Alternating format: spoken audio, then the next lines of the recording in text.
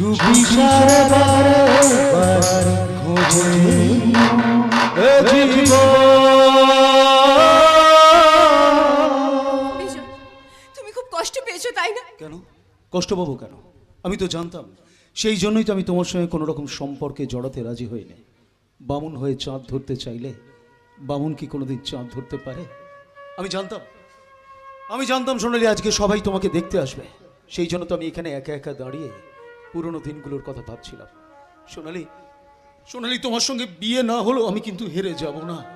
আমি জীবনে অনেক অনেক অনেক বড় হব, দু হাতে অনেক টাকা উপার্জন করে আমি আমার মায়ের হাতে তুলে দেবো।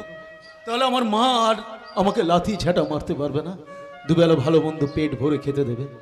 তুমি জানো সোনালি, ডক্টর বিধানচন্দ্র রায় কল্যাণী নামে একটি মেয়েকে ভালোবাসতেন, কিন্তু দুর্ভাগ্যবশত সেই কল্যাণীকে তিনি তার জীবন সঙ্গিনী করতে পারেননি।